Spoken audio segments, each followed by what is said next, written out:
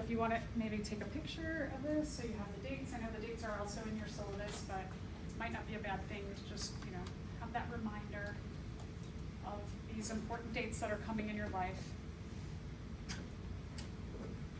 I think now for you all, then lab 30, you can complete that and hand it in. So let's try and get that in by Wednesday. So maybe today would be a good time during lab, finish up lab 30, hand it in today or on Wednesday, okay? So we're going to talk about the endocrine system.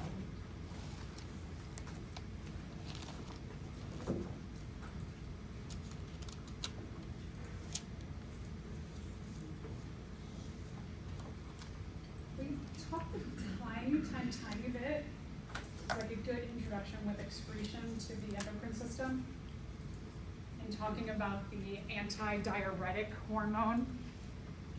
We have a lot of hormones in our body. The hormones start these cycles within our body, so that you need to have some important outcome that happens. And so, for example, when we were talking about the endocrine system, that when you're dehydrated, your hypothalamus is checking your blood to see what the osmotic concentration is. And so that if your osmotic concentration is out of whack, you have not enough water in your blood, then your hypothalamus is going to send a signal to the pituitary gland, and the pituitary gland is going to manufacture ADH, or anti-diuretic hormone, that is going to travel through your blood, and it's going to go to the kidneys, and within the kidneys, in those nephrons that you have millions of in each kidney, it's going to say to the distal tubule and the collecting duct, hey, you two, let's put even more water than normal back into the blood, because this organism is dehydrated. So endocrine, endo means into, it's a system inside of the body. And it's basically chemicals that we often call hormones that are going to contact other target. It could be a cell, it could be a tissue, could be a muscle, could be an organ, could be a gland. There are a lot of different levels that the endocrine system works on. So it can work on cellular levels, but it also can work on kind of the gamut of going from actual structures or even whole organs.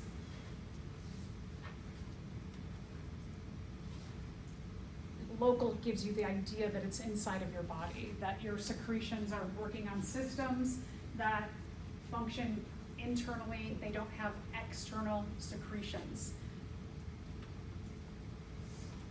So endo means into or within.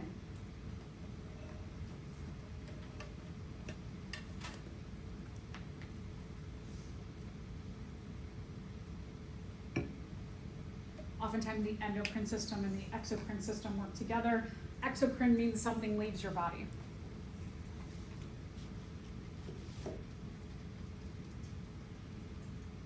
So before we get there, what is going to transport hormones around the body? Where did we start this unit with? Blood. Right, we started this unit talking about the circulatory system, and so when we're looking at the endocrine system, it's going to transmit these messages through the blood. Remember, capillaries are smallest branches of our circulatory system, come in contact with every single cell in our body. So that's why the endocrine system can work on a cellular level. The messages happen via diffusion, and they'll go from the blood, high concentration in the blood, diffuse to a low concentration in the extracellular area, the areas around the cells, and then from there, high concentration in the extracellular area into the cell, tissue, gland, muscle, organ. So again, just remembering, our blood is that messenger freeway where those chemical messages travel.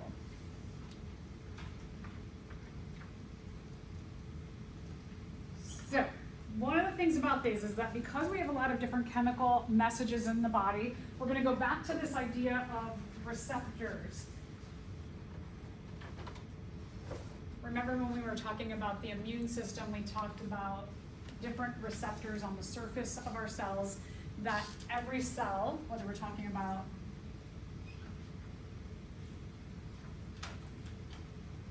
a bacterium that might enter our body that we don't want to enter, or we're talking about one of our cells,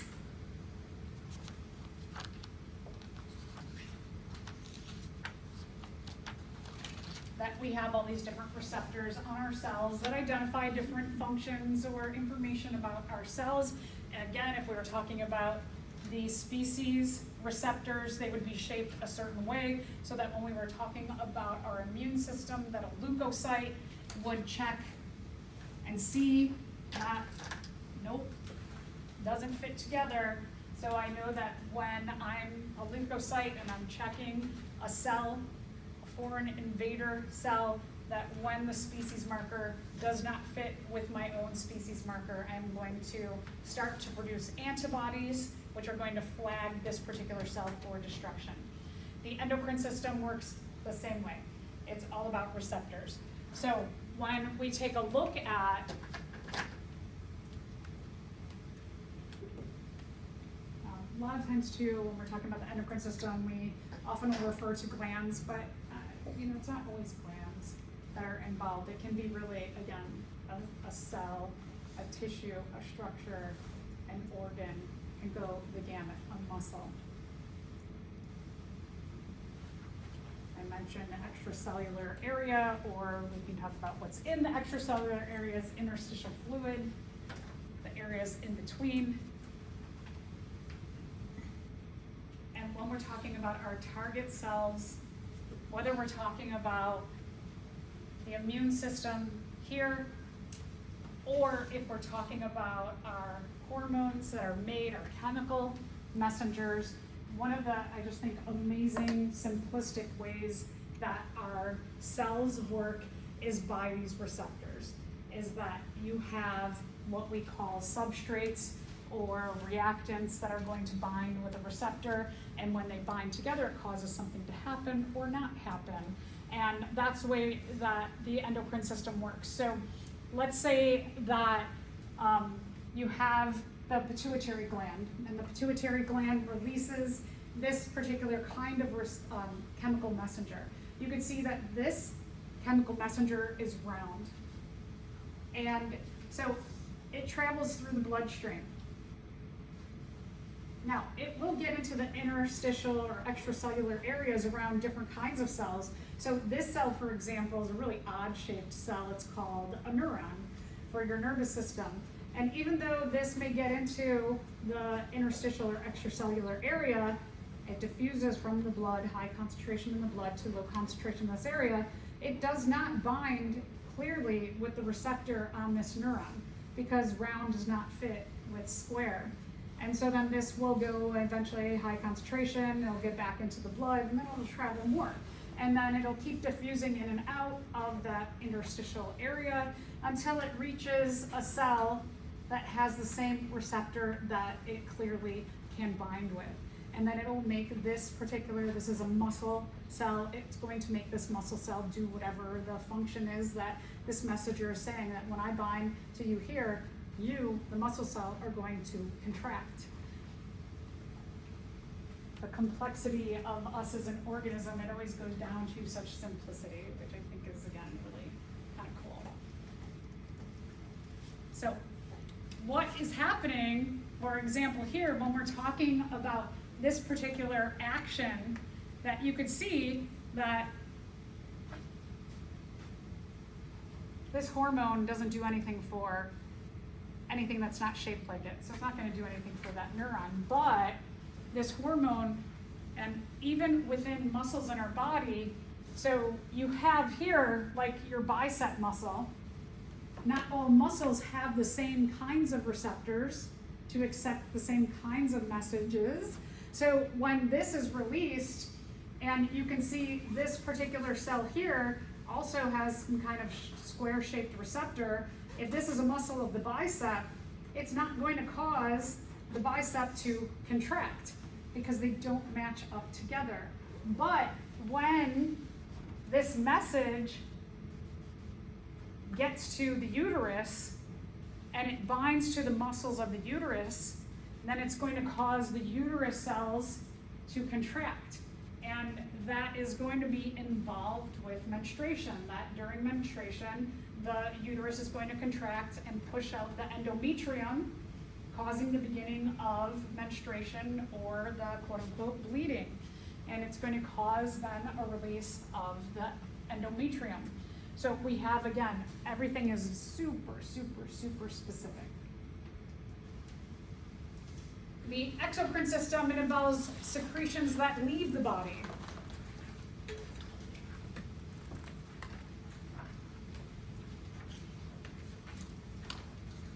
Is that in a goofy place, or did I take that out of the notes completely? Is that in your notes? No, okay. Then clearly I'm not talking about it anymore. Okay, so don't worry about that. Exocrine, just to know, some people categorize endocrine and exocrine. That endocrine, the result of what happens in the body. Exocrine is something happens externally, like sweating, for example, would be something involved with the exocrine system. All right, so we did talk about ADH, for example, but other things that are included in the endocrine system, growth hormones. When you're diabetic, your pancreas, specifically the islet cells of the pancreas, no longer produce insulin, so then you have to get regular insulin injections or pump of it. Adrenaline, when you get into like your finals week, for example, and you can get a lot less sleep that week because you're all anxious and nervous and you're hyped up. You have a little bit more higher amount of adrenaline coursing through you. We'll talk a lot about testosterone and estrogen when we get into sexual development and function. So when we're looking at the endocrine system, just to give you some ideas of what's involved, and this is not comprehensive, but you can see that every one of the systems that we've talked about so far has some relationship with some kind of chemical messaging system. A lot, look at this, just this two little parts of the brain, the hypothalamus and the pituitary gland, they do a lot of things, a lot, and we'll come back to them again. All right, so a little bit about hormone regulation. The way our hormones are regulated is through what we call feedback mechanisms. Hormones are typically pretty large compounds in our body, and so we don't want to just produce a whole bunch of compounds because that takes a lot of energy to produce. So we want to limit how much we need to make something else happen. So feedback means that when a hormone is made and then it's going to make something else do something, and then something else is going to be made to do something, and something else is going to be made to do something, and then eventually you get the final action that originated in the beginning, that it happens, and the feedback tells the first one in the chain, we did it. Or the last one in the chains can say, we're not quite there yet, and it'll tell the first one, let's go around again. And so we get feedback in these chains of events that says, did we do it or did we not? So the most common kind of feedback is negative feedback.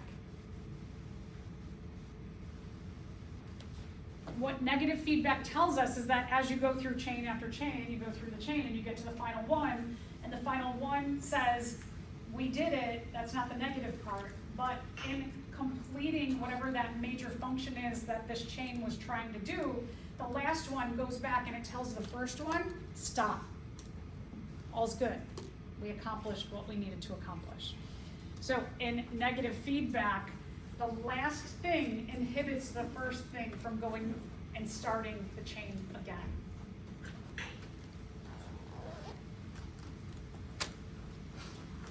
This prevents a lot of extra chemicals, messages, hormones, energy from being spent because you accomplished what needed to be accomplished.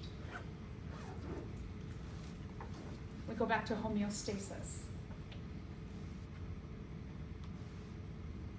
The set point is reached. So maybe something's out of whack, like fever when we talked about the immune system, that part of the non-specific internal immune system, that when you have a foreign invader and it's starting to grow and grow and grow and replicate, and then your immune system needs a little boost, and so your body heats up a little bit to make your immune system work a little bit faster, but it also inhibits that foreign invader. And so we want to get to a set point where foreign invader is overcome and you're back to being healthy again. Usually there's one loop, beginning, this one, this one, this one, this one, final one, go back to the beginning, and that's it. So one loop and everything stops. Less common is positive feedback. So in positive feedback, the last one in the chain is like, we're not quite there yet. We did not hit the goal that we wanted. So it tells the first one, go again, and a lot of energy gets put into this. Our systems don't like this kind of feedback because it takes a lot of energy. So the last one tells the first one more, and then everybody else has to do more and more and more. Is like platelet formation like an example of positive feedback? Is what an example? Platelet formation? Yes. Blood clotting? Yes, yeah, so platelet formation, yeah, if you need more platelets, for example, then the megakaryocyte is going to have to start to chop off pieces more and more and more. Yeah, you're good. So that in those cases when you have like an internal wound or an external wound, something really, really big, and you need more platelets, that could start that effect. Yeah. Another example is childbirth. That childbirth often takes 1, maybe 2 days, and so the hormones keep going and going and going and going and going and going and going and going until the baby is out. Even after the baby's out, the placenta, which we'll get to, the placenta has to come out too. So then even after the baby's out, we have a little bit more that keeps going until all is clear. So childbirth, it's called labor, that end part of childbirth, because labor is really hard work. All right, so we'll talk about each of these as we go through the reproductive system and give examples. All right, so let's talk about this issue in our society, endocrine disruptors. Endocrine disruptors are chemicals that are shaped like our hormones and can bind to the receptors, and they can plug up the receptors and make the receptors not able to bind to their actual hormones. And when endocrine disruptors get into all of these receptors, it will stop whatever process needs to happen from happening. All right, so a lot of words, there's a lot of pictures here. We have endocrine disruptors, unfortunately, all around us. Some things you probably don't even know about.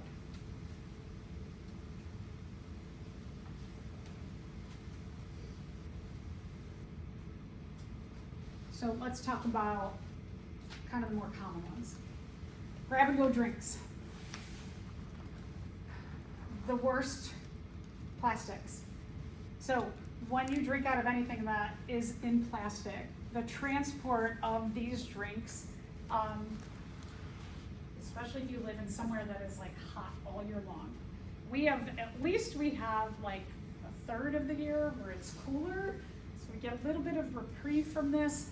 But let's say that Coca-Cola, that it's manufactured in Texas, and Texas is pretty warm most of the year, and the plastic of the bottles has a variety of different endocrine disruptors in it. We know of at least like 2 groups, BPA and phthalates, and so what happens is that from that plastic, that the plastic will leach those endocrine disruptors into your drinks. And when the plastic is hot, it leaches at an increased rate. And so when they go into from the factory, where it might be cool inside of the factory, but they go into a truck, and the inside of a truck, just like your car, right? If it's a really hot day and you open up your car, it's a lot harder, right? The heat concentrates in that enclosed environment. So when all of these are packaged into trucks or train cars, they're going to leach increased amounts of endocrine disruptors into any of your drinks. And you drink them, and that's what you get. So could be pop, it could be water, could be juices, could be, like energy drinks. Sometimes when we're looking at canned products, they have a BPA lining to them, which is an endocrine disruptor, and now what they've been doing is they've been switching. Some companies are saying BPA free, but then they're using BP, I think it's BPS, which they thought was better, but now they're finding it has other toxic effects, like different, it targets different endocrine issues. Sunscreens, body products, they have different kinds of endocrine disruptors in it. This picture cracks me up because like here's these like 3 blonde people and they're, life is so great for us, and they're surrounded by all these endocrine disruptors and everything that they look like they're having a nice healthy time, but they're not. So even if you look at like canned products and they say no BPA, you really have to check into what else is in there. What else do I have to worry about? Thermal receipts. So a lot of receipts they go through a thermal process, and what the thermal means is that they're heated, that allows the black ink to heat onto the white paper.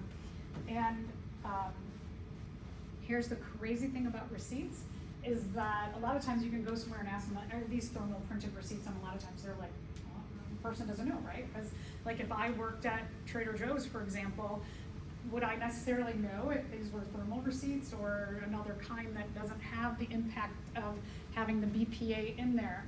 And thermal printed receipts, they have a high amount of BPA, so much that one of our biggest external, non-specific external barriers, our skin, which is supposed to really protect us. These thick, we have layers of skin, and they're supposed to keep stuff out of our body, but BPA, this chemical, it gets absorbed within seconds from a receipt into your body. And it has about a 300-time larger impact than the BPA that leaches into your drinks. So if you work somewhere where you handle receipts often, like if you are a checker at a grocery store or like you wait tables, you want to make sure you're wearing gloves. You want to find out what kind of receipts, and then does that kind of receipt, what does it have that's going to leach through my skin, which is kind of wild, but you definitely want to wear gloves if you're handling receipts. And a lot of places, which I've noticed, which is great because it saves paper and the printing process and the heating process and electricity, as a lot of places, I can't remember where I went the other day, and it's at Home Depot, and it was like, do you want a receipt to get it emailed to you? And I'm like, great, email it to me, because then I don't have to waste that paper, but also I don't have to worry about, is it a thermal receipt, is it not a thermal receipt, and I can negate that whole impact to me. So children, if you have children, Costco loves to, at the exit, draw a little happy face on the receipt and give it to kids. I don't know if Costco has thermal printed receipts or not, but if you go somewhere, you really, like in general, don't let kids touch the receipts because they're going to be more vulnerable, younger age, a little bit thinner skin, can have a bigger impact. Oh, gosh. They're everywhere. Look at all food, industrial, personal and home care, medical care. Let's just look at a lot of our one-use products are filled with all of these toxins. Where do we use a lot of one-use products? In hospitals, in medical offices, right? So you're going to a place where you are trying to heal and you're getting pumped full of all this stuff because it is a necessity, right, for sterility, for a sterile environment for them to use a lot of plastics. So if you are going into medical fields and you're like, holy crap, one thing to think about is how do you replace all of these different kinds of one-use plastics that have endocrine disruption thingies in them? What do you replace them with? Well, we can make plastic out of corn, soy, so there's a lot of natural products that you can make plastic out of. So if you're somebody who's like thinking about, like, I would really like to go into the medical field, you could also think about doing like MD, PhD, and doing your research on maybe replacing some of these things, doing your PhD that impacts the world of the medical fields, right? And just creating something that's a lot healthier for patients and people in general would be amazing. I know y'all can do it, so there you go. Solve the world's problems. So, read your labels is the other thing. Read your labels. For sunscreen, for example, if you look at sunscreens, a lot of them will say BPA. They might just say like dolphin safe, reef safe, turtle safe. They'll have some of these. If it's safe for a different animal other than you, it's safe for you. I know, it's like, I want to know what's safe for a human safe, right? So look for those kind of labels. But even the labels, if it says, like I said, BPA free, doesn't mean that it doesn't have other things in it that are free of too. Fragrances, a lot of fragrances, a lot of things that smell nice. The last ingredient will be fragrance. And a lot of times those things are super bad for us. Start reading your labels of any body product.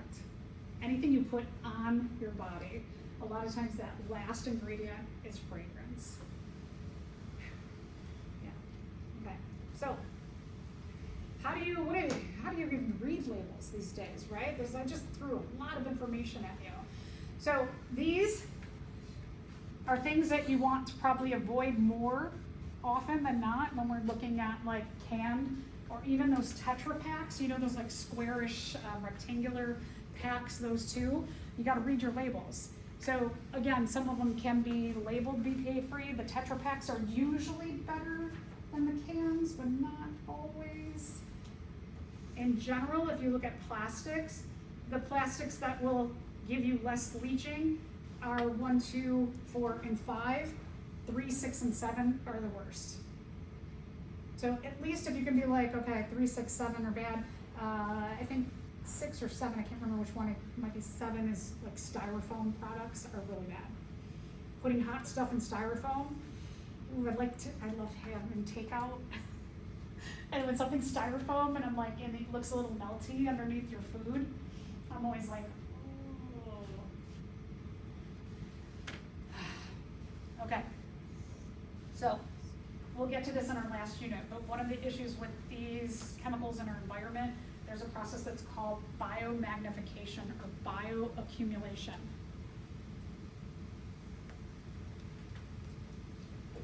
This is how it works. So that when we're talking about, we'll get into this again in ecology, but just kind of a general thing, the producers, if we're looking at like an ocean environment, phytoplankton, these are like what we would say trees and plants are to us on land. They're little small microscopic algae. They are doing the photosynthesis in the ocean. Let's say that in the ocean we have dissolved whatever these little disruptors are here. These chemicals are not good. This is about the amount that it is dissolved and taken into our producers. And it's kind of same principle applies for us and our food on land. So that when you have something like an herbivore, so any of you who are vegan or vegetarian and you eat mainly plant sources or producer sources, that you're going to, everything that they have absorbed into their body, if each individual one of these has this much of that chemical in its body, and you eat 100 of these a day, this is about the amount that you are accumulating into your body. Now, in general, if you are eating here as like